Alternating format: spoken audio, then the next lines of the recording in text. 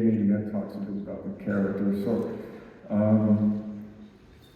China from the very beginning kind of brought forward this idea of like, what if your character met Sigmund Freud?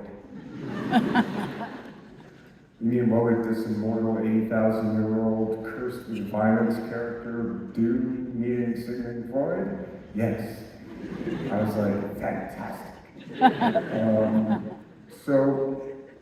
It's actually one of the first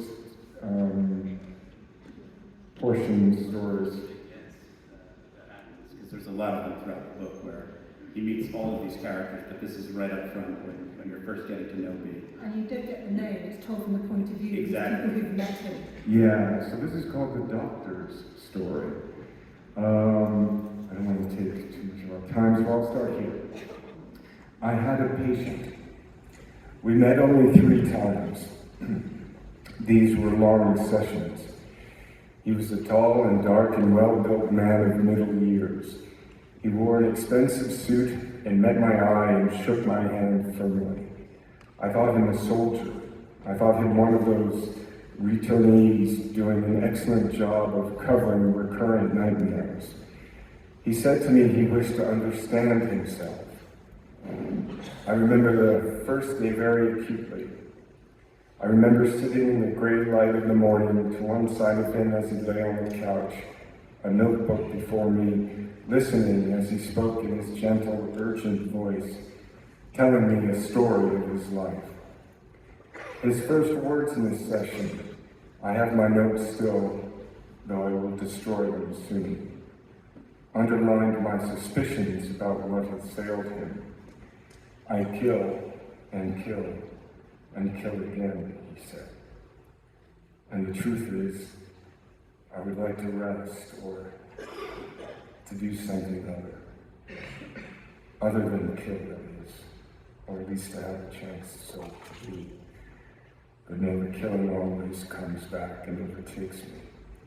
And sometimes, not frequently, but many times over the course of my life, I die.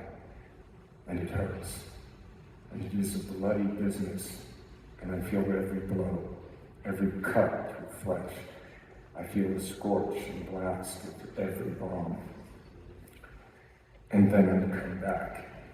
I return, and I kill and kill and kill again.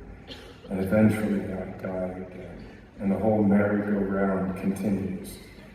So please tell me, head doctor, he said to me, what sort of man am I? Now I believed him to be describing one of those charnel dreams of which I'd heard so many. I understood him to be asking me, as I was then asking, why it was to such carnage that the unconscious returned. But that man, I will not name, raised himself up and turned his head to look directly at me in a breach of the protocol that I encourage, and I could not break his gaze. And he brought the first moment of that two-pronged Damascene shock that shattered all my paradigms. I come back, he said again. And in the calm timbre with which he made that ghastly claim, I knew that my earlier theories were inadequate to deal with such existential and everyday horrors.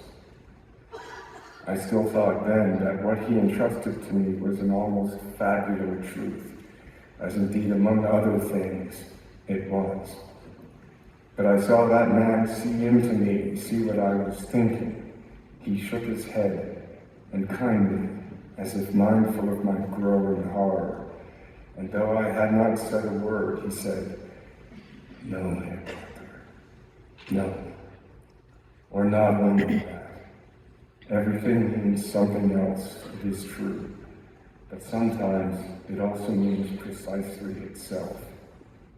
Please listen to me. I am here to ask you, why? What am I?" He would not let me look away, and here came the second prong. I knew what he was going to say, and I knew the truth of it.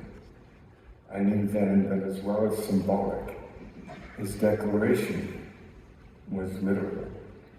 and I knew that I would not be the same man after that day, that I was haunted. I kill, he said to me, slow and implacable. I die, he said.